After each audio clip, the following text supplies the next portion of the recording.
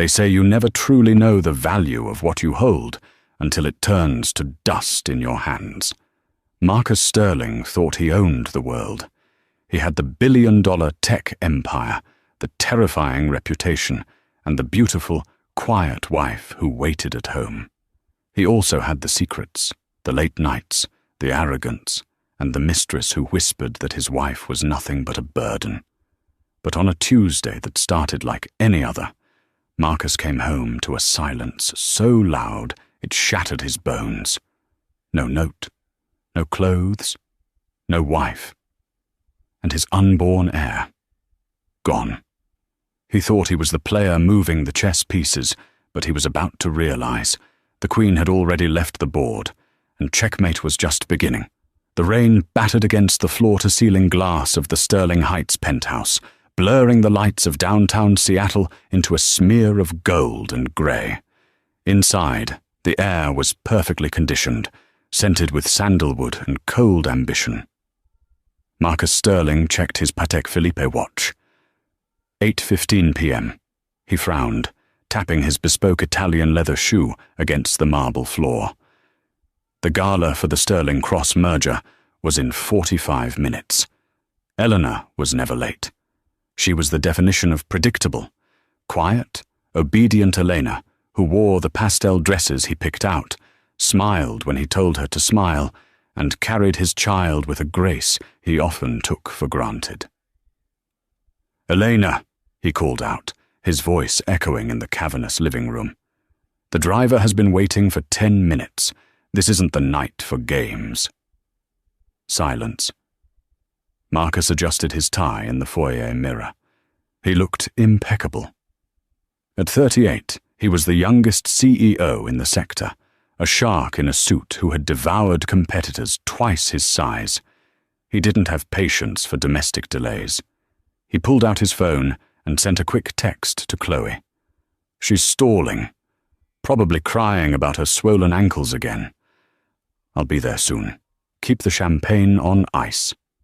He smirked at Chloe's immediate reply. "Leave her there. You look better solo anyway." Shoving the phone into his pocket, Marcus stormed up the floating staircase. "Elena, I'm coming in. If you aren't dressed, we are leaving without you." He pushed open the double doors to the master bedroom. He expected to see her sitting on the edge of the bed, perhaps struggling with a zipper, or weeping softly over some perceived slight he'd delivered at breakfast. He was ready to sigh, offer a half-hearted apology, and usher her out the door. But the room was dark. "Elena?" Marcus flipped the switch. The crystal chandelier flooded the room with light. The bed was made, military tight, not a wrinkle. The vanity, usually cluttered with her prenatal vitamins, lotions, and that antique silver hairbrush she loved, was bare. A cold prickle of irritation ran down his spine. "Very funny. Check the nursery." He strode down the hall to the nursery they had just finished renovating last week. It was painted a soft sage green. He pushed the door open. Empty. The crib was there, assembled and waiting. But the rocking chair, gone. The pile of handmade blankets she had spent months knitting, gone. The mobile with the little wooden stars, gone.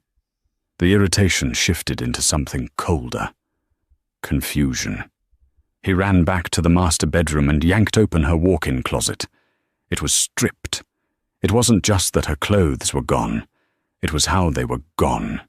There were no wire hangers left on the floor, no stray shoes kicked into a corner. The shelves were wiped clean. It was as if Elena Sterling had never existed. "What the hell?" Marcus whispered. He rushed to the safe, hidden behind the painting on the far wall. He punched in the code. Beep. Click. The heavy door swung open. His stacks of cash were there. His emergency hard drives were there. His grandmother's emerald ring was there.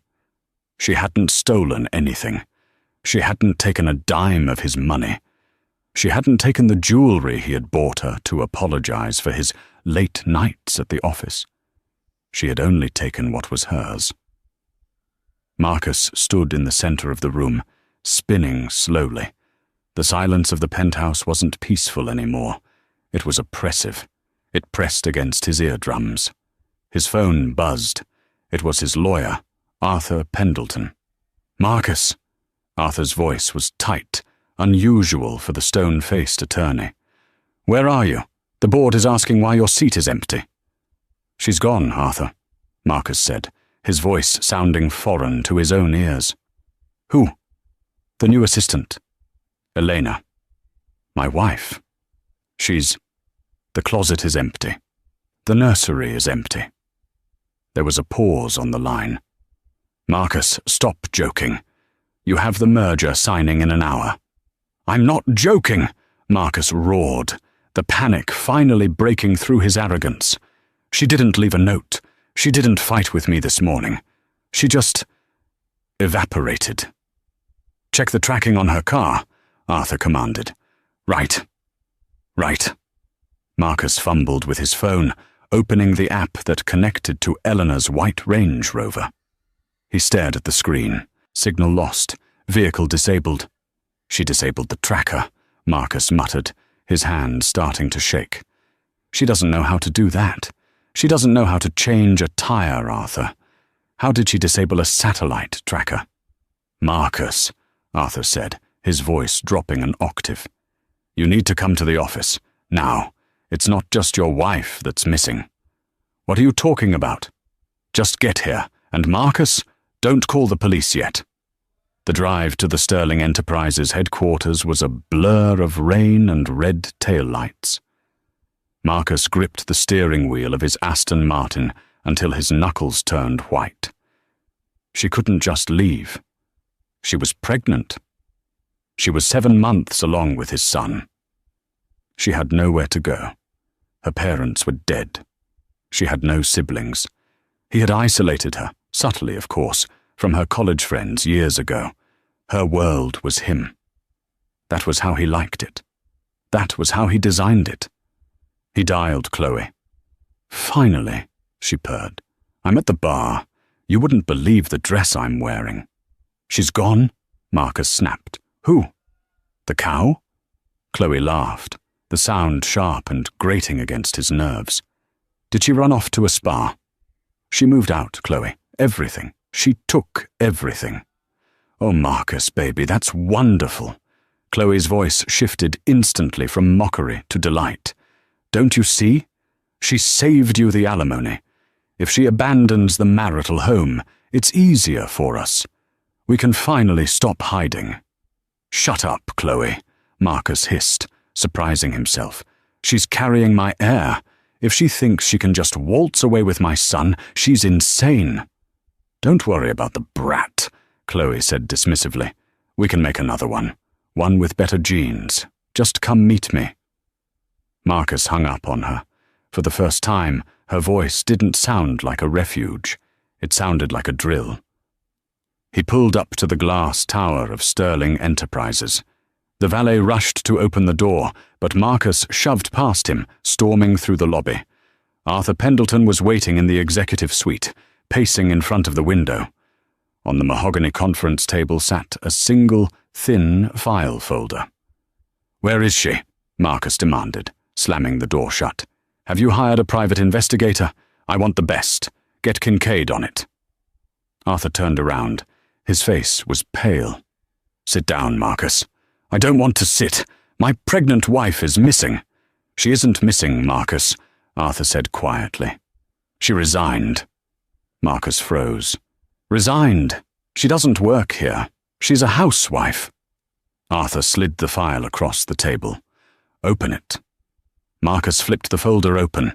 Inside was a legal document. It wasn't a divorce petition. It was a terrifyingly complex dissolution of a business trust. "What is this?" "You recall when you started the company," Arthur said, cleaning his glasses nervously. 10 years ago. You needed initial capital. You were broke." "I built this from nothing." "No," Arthur corrected. "You had an angel investor. The Orion Trust. You told everyone it was a silent partner from Europe." Yeah, so I bought them out years ago. You thought you bought them out, Arthur said. You signed the dividends over to a holding company. But the voting rights, the controlling interest in the intellectual property for the new Apex chip you're about to launch, that still belongs to Orion. What does this have to do with Elena? Arthur pointed at the signature at the bottom of the document. Marcus looked, his breath hitched in his throat. The signature wasn't a scribble. It was elegant, looped cursive. Elena Marie Sterling, trustee of Orion. Elena is Orion, Marcus whispered. That's impossible. She knits blankets. She watches cooking shows. She doesn't know what a voting share is. She's been Orion the whole time, Marcus, Arthur said grimly. Her inheritance from her grandmother. She never told you the amount. She just invested it in you. Because she believed in you. Marcus dropped into the leather chair. The room spun. The shy, quiet woman who fetched him coffee and rubbed his shoulders when he was stressed. She owned him. Read the letter, Arthur said. There was a creamy piece of stationery clipped to the back. Marcus recognized the handwriting immediately. Marcus, I waited.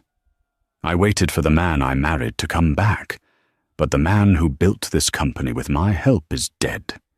He was replaced by a man who cheats on his pregnant wife with her own college roommate. Marcus's head snapped up. Chloe. She knows about Chloe. Yes, I know about Chloe Vance, the letter continued.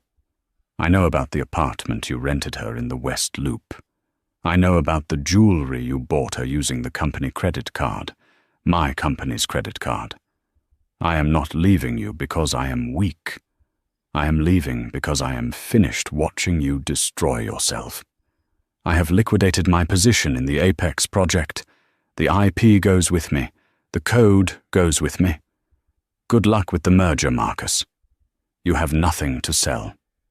Elena. She took the Apex code.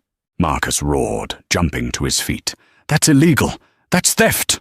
It's her code, Marcus, Arthur shouted back, losing his composure. Look at the patent filing.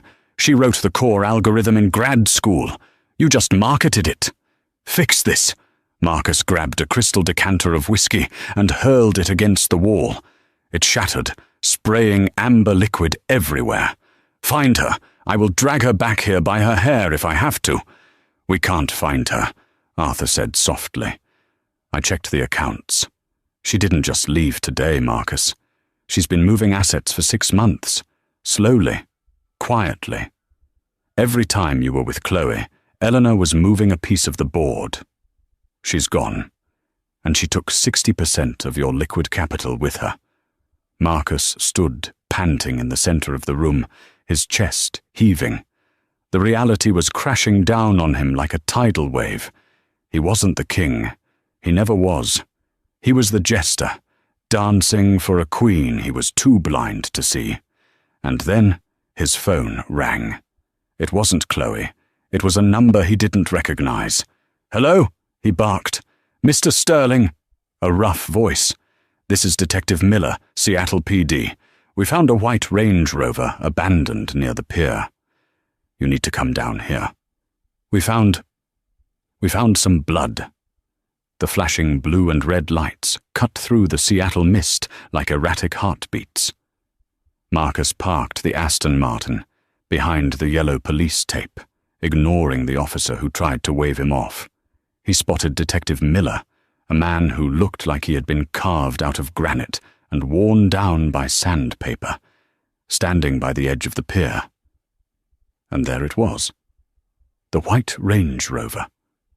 The driver's side door was wide open, swinging slightly in the wind coming off the Puget Sound. Marcus ran toward it, his expensive Italian loafers slipping on the wet pavement. Where is she? Did she jump? Did someone take her? Stand back, Mr. Sterling, Detective Miller said, his voice flat. He held up a gloved hand.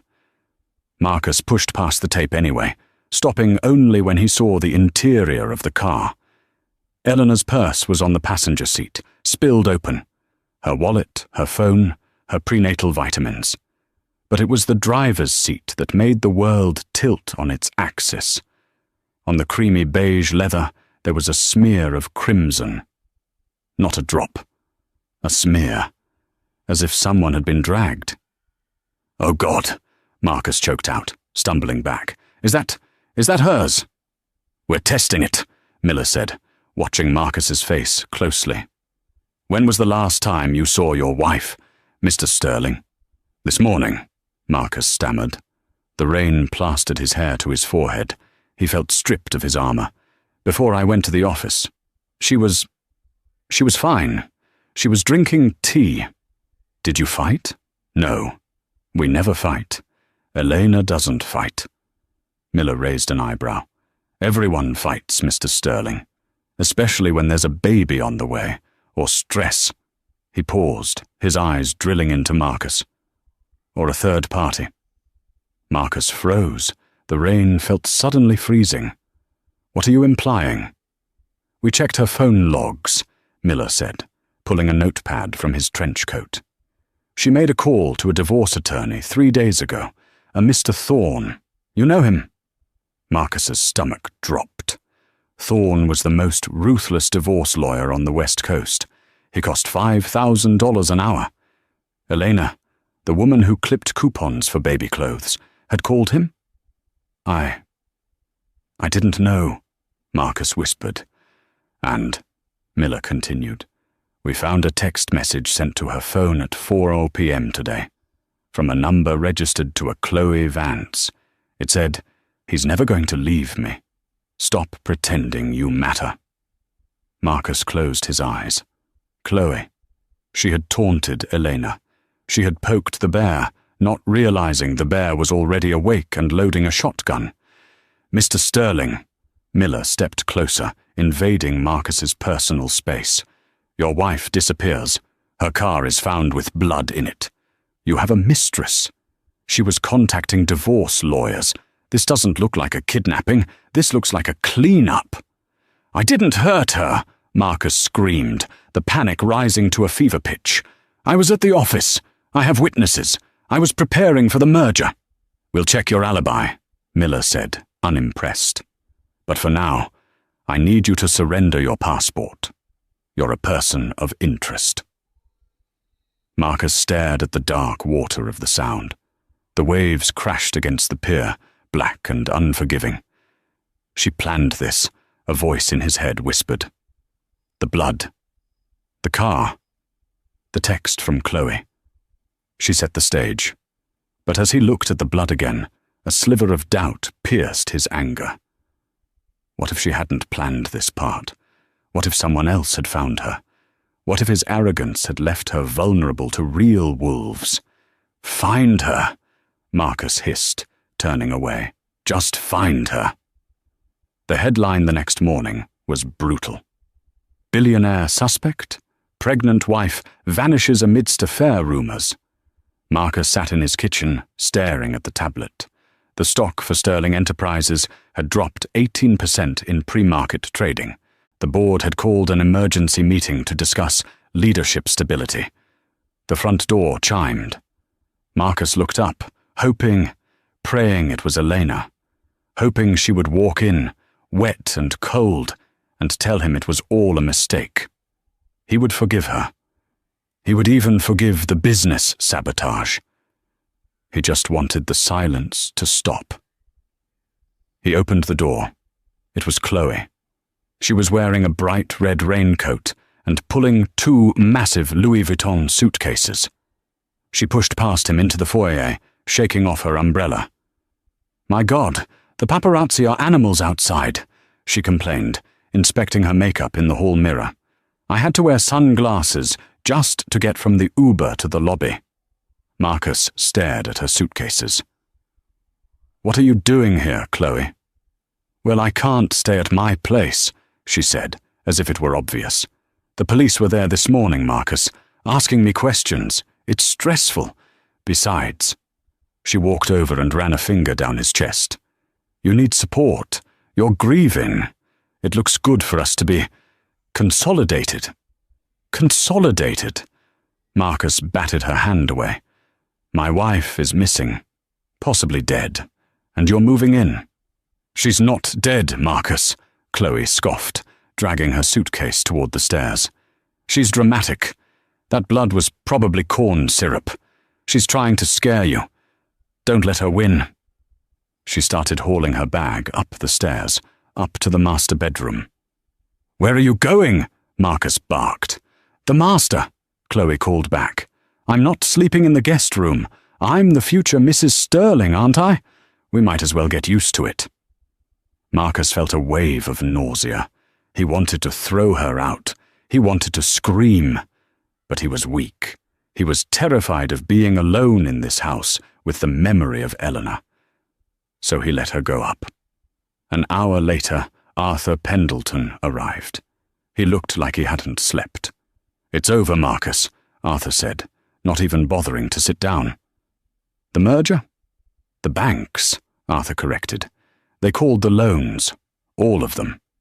When Elena dissolved the trust, our debt-to-equity ratio skyrocketed. We're in breach of covenant. They want $400 million by Friday. I don't have 400 million liquid, Marcus shouted. My money is in the stock. The stock that is currently in freefall because the CEO is a murder suspect? Arthur replied dryly. You're toxic, Marcus. The investors are pulling out. The Apex launch is cancelled because we don't have the IP rights. Crash. A sound of shattering glass came from upstairs. Marcus and Arthur looked up. Oops! Chloe's voice floated down the stairs. Marcus, honey. I dropped that ugly vase on the nightstand, the one with the dried flowers. It's okay. I hated it anyway. Marcus went white. That vase wasn't just a vase. It contained the dried bouquet from his wedding day. Eleanor had kept it for 7 years. He ran up the stairs, Arthur trailing behind him. In the bedroom, Chloe was kicking the shards of pottery into a pile with her heel. She had already stripped the bed of Elena's duvet and replaced it with a leopard print throw she'd brought. She had opened the closet and was shoving Marcus's suits aside to make room for her flashy dresses. Chloe, stop, Marcus yelled. It was an accident, she pouted. Why are you so tense? We're free, Marcus. We're rich and we're free. We aren't rich. Marcus grabbed her arm, spinning her around. Did you not hear me? She took the money. She took the company. I am broke, Chloe. Unless I find her and get her to sign those rights back, I am worth nothing. Chloe's face changed. The seductive smile vanished, replaced by a hard, calculating look. What do you mean, broke? I mean the credit cards are going to stop working in about an hour, Marcus said, his voice trembling with rage. I mean this penthouse is mortgaged to the hilt, and the bank is coming for it. Chloe yanked her arm back. She looked at the half-unpacked suitcase. She looked at Marcus, really looked at him, stripping away the CEO title and seeing the desperate man beneath. Well, she said, her voice icy. That changes things. You said you loved me, Marcus whispered. I love the lifestyle, Marcus, she spat. I didn't sign up to be a nursemaid to a bankrupt murder suspect. Before Marcus could respond, his phone rang. It was a blocked number. He stared at it. A strange sensation washed over him. He answered it on speaker. Hello? Hello, Marcus. The voice was soft, melodic, unmistakable. It was Eleanor. The room went dead silent. Chloe froze. Arthur stepped closer. Eleanor, Marcus breathed. Eleanor, where are you? The police found blood. Are you hurt? Blood is easy to buy, Marcus, she said, her voice devoid of the warmth he remembered. A butcher shop in Pike Place Market. Pork blood. Very convincing on leather. Eleanor, please, Marcus begged, tears pricking his eyes. Come home. We can fix this. The baby. The baby is fine, she said. He's kicking right now. He knows his father isn't coming. Stop this, Marcus shouted. You're destroying me. The company is collapsing. I know, Elena said calmly. I'm watching the stock ticker right now. It's beautiful, isn't it? The way gravity works. What do you want? Marcus demanded. Money? You took it all. What more do you want? I don't want money, Marcus, Elena replied. I want you to feel what I felt for 7 years. I want you to feel small. I want you to feel replaceable. Elena, I have a condition, she interrupted. If you want to save the company, if you want the IP rights back, you have to do one thing. Anything, Marcus said immediately. Name it. I sent a package to the penthouse, Elena said. It should be at the front desk. Inside is a single envelope. Open it. Read it live on your Instagram stream. To your millions of followers. Do that. And maybe I won't let the bank take the keys. What's in the envelope? The truth, Elena said. Goodbye, Marcus. The line went dead.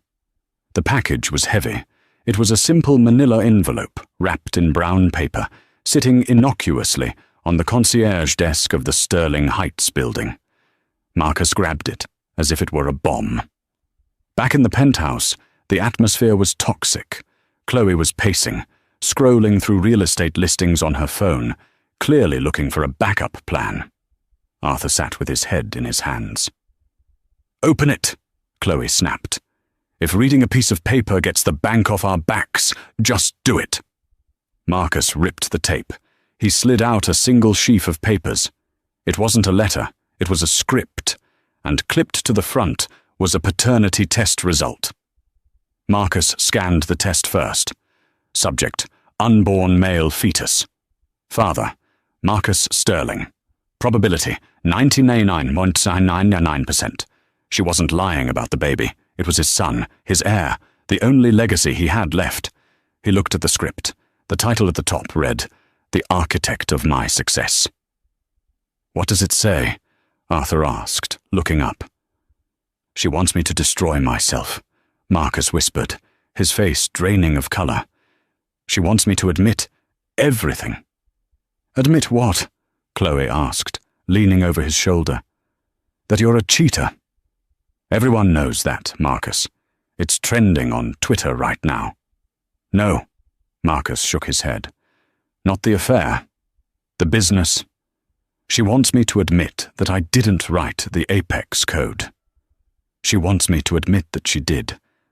That she was the one who solved the encryption bug in 2019. That she was the one who designed the interface. Arthur's eyes went wide.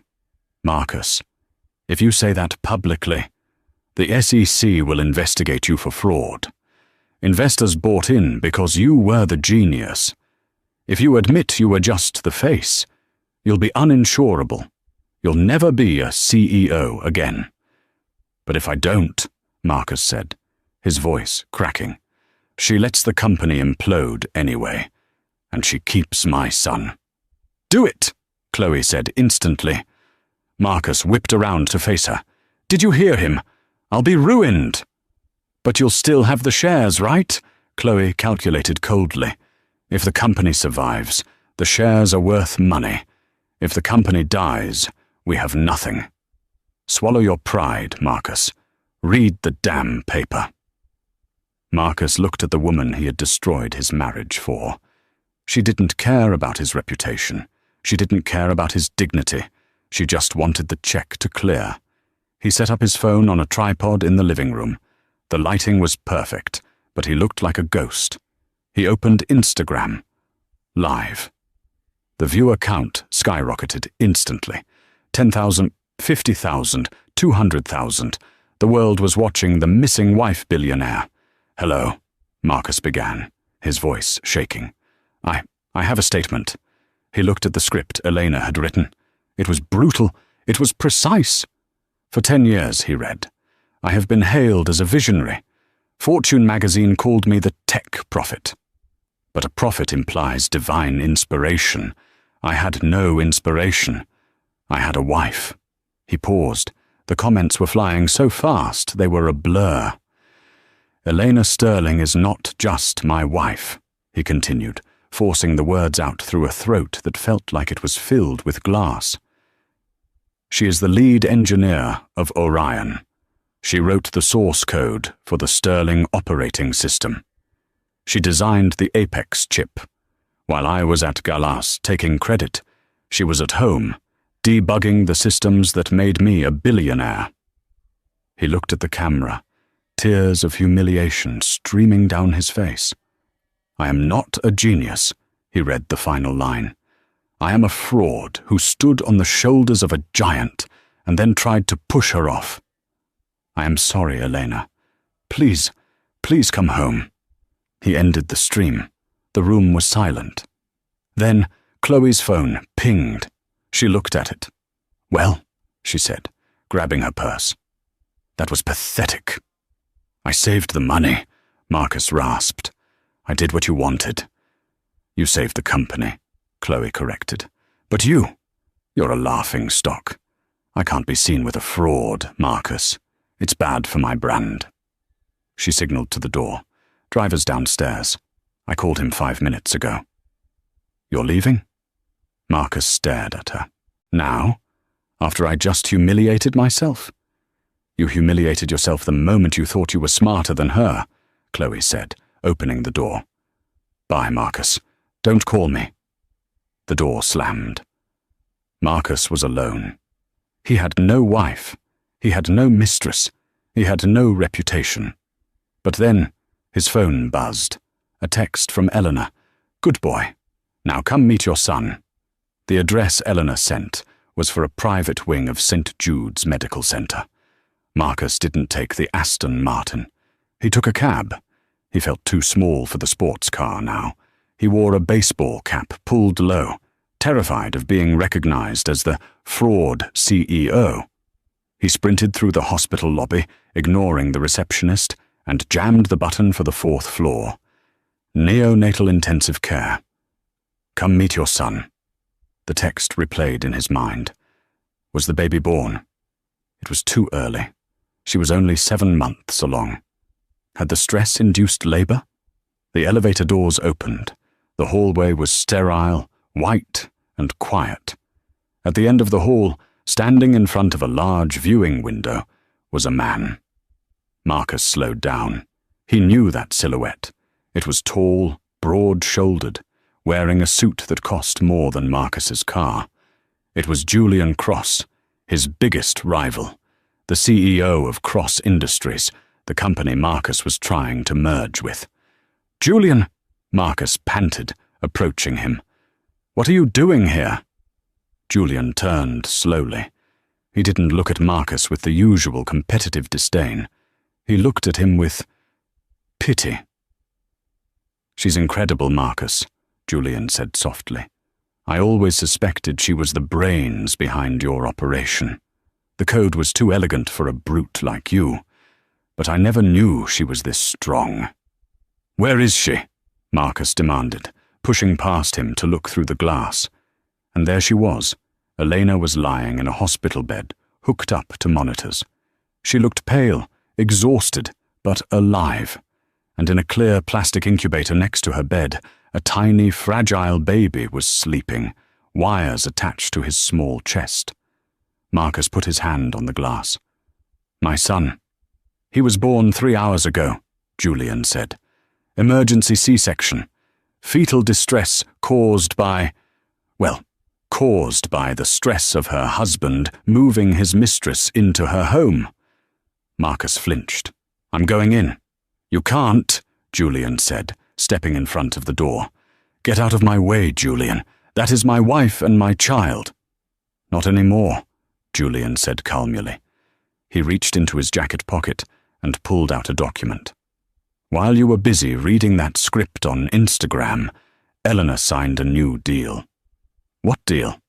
She sold the Apex IP, Julian smiled. To me. Cross Industries now owns the technology, and since you just publicly admitted it was hers to sell, you can't sue. She sold it to you? For $1, Julian said. She didn't want money, Marcus. She wanted protection. As part of the deal, Cross Industries is providing her with full security detail and top-tier legal representation for the custody battle. Marcus felt his knees give out. He slumped against the glass wall, sliding down until he hit the floor. "She gave it away," he whispered. "Billions?" "She said it was a fair price to pay for freedom," Julian said, looking down at him. "And she wanted to make sure that when you came here, you realized that you didn't just lose a wife. You lost the war." Inside the room, Elena stirred. She turned her head and looked through the glass. Her eyes met Marcus's. There was no love in them. There was no hate either. There was just nothing. It was the look you give a stranger you pass on the street. She turned away, reaching her hand through the incubator port to stroke the tiny hand of their son. "She won't see you, Marcus," Julian said. "The nurses have instructions to call security if you try to enter." "I need to explain," Marcus sobbed. "I need to tell her I'm sorry." "Sorry doesn't rewrite code," Julian said, adjusting his cufflinks. "And it doesn't unbreak a heart. Go home, Marcus. Oh, wait. The bank took the penthouse an hour ago. I guess, go wherever you go now." Julian turned and walked away, his footsteps clicking rhythmically down the hall. Marcus sat on the cold linoleum floor of the hospital. He watched his wife touch his son. He was 5 feet away. He might as well have been on the moon. But then, the door to the room opened. A nurse stepped out. She looked at Marcus, huddled on the floor. "Mr. Sterling?" she asked gently. Marcus looked up, hope flaring in his chest. "Yes? Did she ask for me?" "No," the nurse said, "but she asked me to give you this." She handed him a small velvet box. Marcus took it. His hands were shaking so hard he almost dropped it. He opened it. Inside was his grandmother's emerald ring, the one Elena had worn for 10 years, the one he had checked the safe for in part 1. And underneath it was a note. "Sell it. It should cover your first month's rent. Consider it severance pay." Marcus stared at the ring. The finality of it crushed him. She wasn't keeping a trophy. She was returning the last piece of him she had. He clutched the ring to his chest and wept, the sound echoing in the empty hallway, ignored by the woman behind the glass. The fall hadn't been a sudden drop. It had been a slow, grinding slide into obscurity. In the first year, Marcus Sterling lost the penthouse. It was a public spectacle, an auction attended by the very vultures he used to drink scotch with. He watched from the back of the room, wearing a hoodie and sunglasses, as his bespoke Italian furniture, his art collection, and even the custom crib he had briefly looked at were sold off for pennies on the dollar.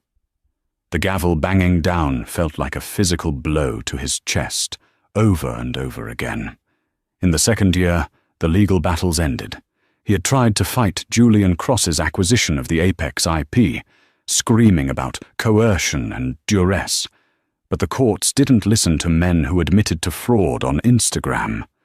The judge's ruling was scathing. Marcus was left with nothing but court fees and a reputation so toxic that even mid-tier tech firms wouldn't interview him. He was radioactive. By the third year, the woman named Chloe Vance gave a tell-all interview to Vanity Fair. She described Marcus as clinging and delusional, painting herself as a victim of his manipulation. It was the final nail in the coffin of his social standing. Now, it was year 5. The Seattle Convention Center was a cavernous beast of glass and steel, vibrating with the noise of 30,000 attendees. It was the annual Global Future Tech Summit, the Super Bowl of the industry. The air smelled of burnt coffee, ozone, and desperate ambition.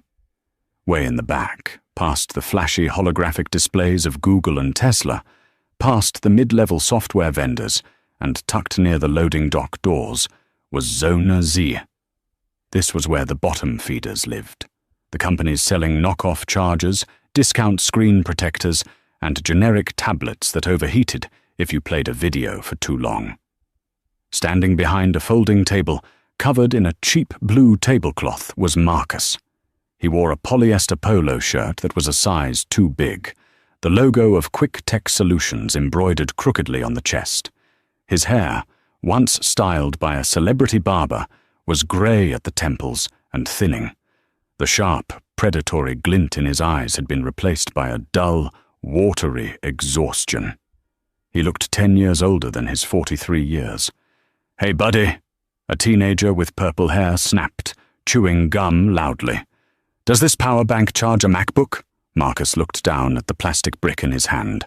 "No, it's for phones only. 5 volts. "Lame," the kid muttered, dropping it back on the table with a clatter and walking away. Marcus sighed, adjusting his name tag. It just said Marcus. No last name. He had learned the hard way that Sterling drew the wrong kind of attention. Snickers, camera phones, and cruel questions. He sat on a hard plastic stool and opened his lunch, a cold ham sandwich wrapped in wax paper. He ate mechanically. His phone, a cracked Android model with a shattered screen, buzzed with a notification. "Rent reminder. Your payment is 4 days late. Please remit immediately to avoid eviction." Marcus swiped the notification away. He lived in a basement studio in Tacoma now, a place that smelled permanently of damp drywall and cat litter. It was a far cry from the sandalwood-scented penthouse, but it was all he could afford on a commission-only sales salary. Suddenly, the ambient noise of the convention center changed. The low roar of chatter didn't stop. It shifted. It became excited, focused.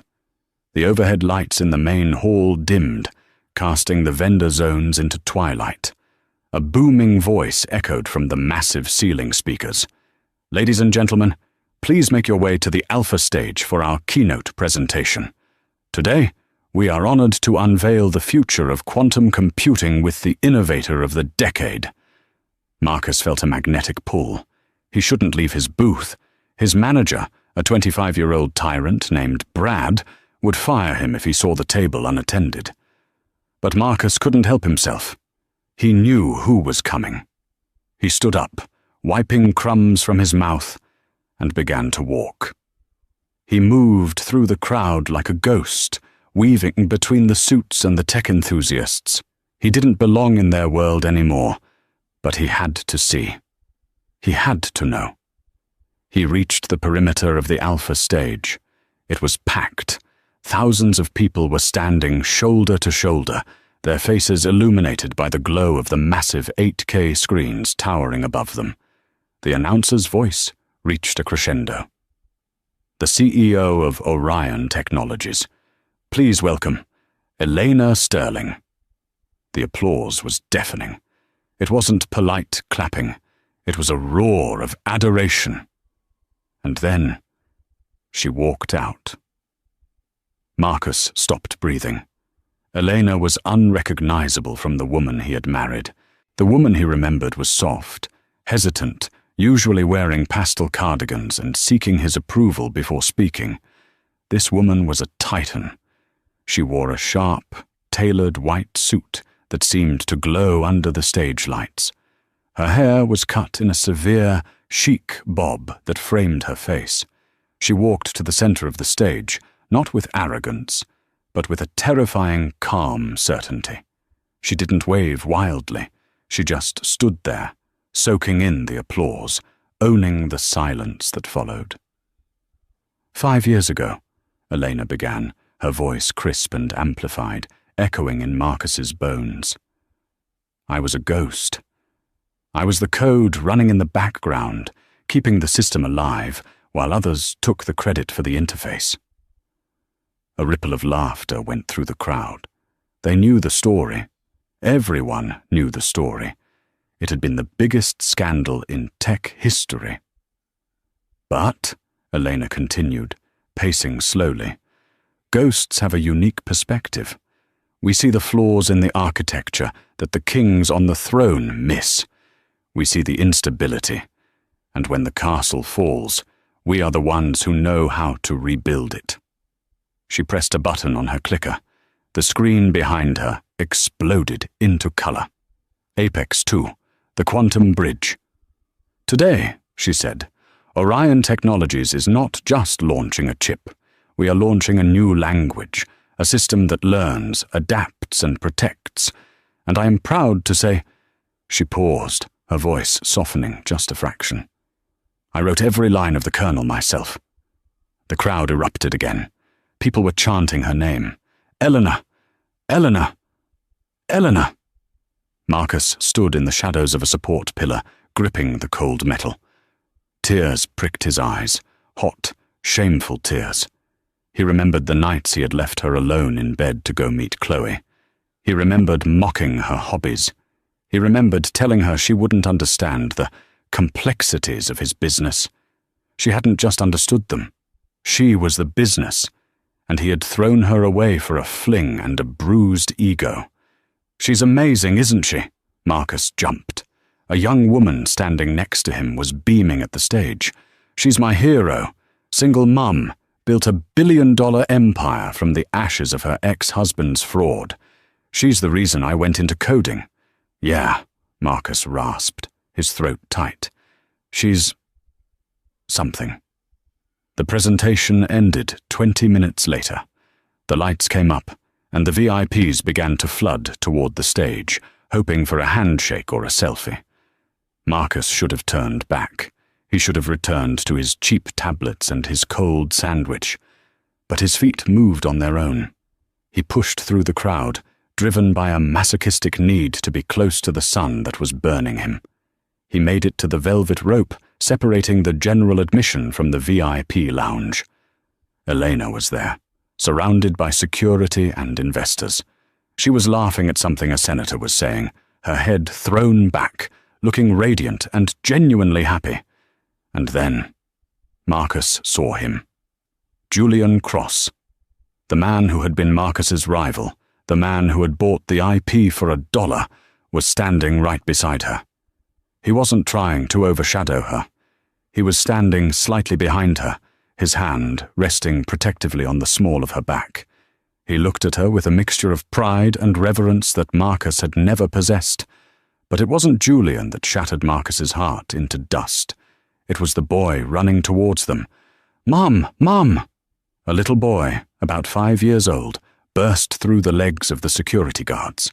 He was wearing a miniature tuxedo t-shirt and light-up sneakers. He had dark, messy hair and bright, intelligent eyes. Elena's professional mask dropped instantly. She crouched down in her white suit, ignoring the dirt on the floor, and opened her arms. The boy slammed into her, giggling. "Did you see me, Leo?" Elena asked, kissing his forehead. "I was on the big screen." "You were huge!" the boy shouted. Marcus grabbed the velvet rope, his knuckles turning white. Leo. That was his son. That was the baby he had ignored in the womb. That was the child whose mother he had tormented while she was pregnant. The boy had Marcus's chin. He had the same shape of eyes, but there was no darkness in him.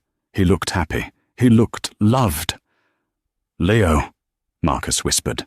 The sound strangled. He couldn't stop himself. He lunged forward, pressing against the rope. "Elena!"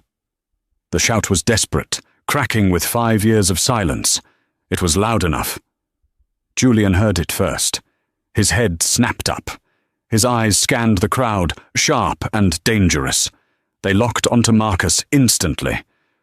Julian didn't look angry. He didn't look threatened. He looked at Marcus's polyester polo shirt, his grey skin, his desperation, and he looked bored. Julian leaned down and whispered something in Eleanor's ear. Eleanor froze. She was still holding Leo. She slowly straightened up, placing a protective hand on the boy's shoulder. She turned. For the first time in 5 years, Marcus Sterling looked into the eyes of his wife. He expected hate. He was prepared for anger. He almost wanted her to scream at him, to acknowledge that he had hurt her, that he still mattered enough to cause pain. He straightened his spine, preparing a speech. "I'm sorry. I was a fool. I miss you." But Eleanor didn't scream. She looked at him. Her gaze traveled over his face, cataloguing the wrinkles and the sadness. She looked at his cheap clothes. She looked at his name tag. And then her eyes went blank. It was a look of absolute, crushing indifference. It was the way you look at a stranger at a bus stop or a piece of furniture you sold years ago and forgot about. There was no spark, no recognition of their shared past, no lingering trauma. She had processed him. She had archived him. And now she had deleted him. She turned back to Leo. "Come on, Bug. Do you want ice cream?" "Yeah," Leo cheered, grabbing Julian's hand with his other hand. "Let's go," Julian said, casting one final, pitying glance at Marcus before turning his back. The three of them, Eleanor, Julian, and Leo, walked away toward the private exit. A perfect family unit, built on the ruins of Marcus's mistakes. "Wait," Marcus choked out, reaching over the rope. "Elena, it's me! It's Marcus!" A large hand slammed onto his chest. It was the head of security, a man the size of a vending machine. "Sir," the guard said, his voice low and threatening, "you're disturbing the talent. Step back." "That's my wife," Marcus yelled, causing heads to turn. "That's my son." The guard looked at Marcus's frantic, sweaty face. He looked at the peeling logo on his shirt. "Buddy," the guard said, shaking his head, "that is Elena Sterling. She's worth $4 billion. You're selling $5 charges in Zone Z. I don't think you know her." The guard shoved him back. Hard. Marcus stumbled, his heel catching on the carpet. He fell backward, landing hard on the floor. His generic phone skittered out of his pocket, sliding across the convention center tile. People laughed. A few teenagers pointed their phones, recording the crazy guy falling down. Marcus sat there on the floor. He watched the heavy velvet curtains swing shut behind Eleanor, cutting off the light from the VIP section. He was alone. The roar of the convention continued around him, indifferent to his tragedy. The world was moving forward, faster and brighter, powered by the code his wife had written. And he was stuck here, in the past, a glitch that had been successfully patched out. He slowly reached for his cracked phone. The screen flickered. Another notification. Battery low, 5%. Marcus let out a dry, broken laugh.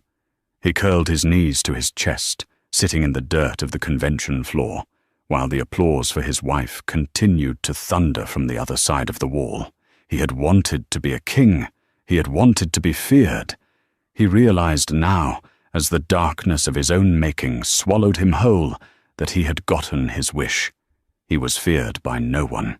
He was loved by no one. He was simply gone. Wow. Talk about the ultimate reality check. Marcus thought he was the king of the chessboard, but he forgot that the queen is the most powerful piece in the game. He lost his fortune, his reputation, and his legacy because he mistook Elena's silence for weakness. It's a brutal reminder that you never truly know who is holding the keys to your success until you push them away. Elena didn't just get revenge. She got the best revenge of all. She became happy without him. What did you think of Eleanor's decision to give the IP to Julian for $1? Was it a genius move for freedom, or should she have destroyed the company completely? Let me know in the comments below. If you are Team Elena, drop a in the chat. If you think Marcus got exactly what he deserved, type karma. Don't forget to like this video if you enjoyed the drama, and subscribe to the channel for more stories about betrayal, redemption, and instant regret. Hit that notification bell so you never miss a twist. Thanks for watching.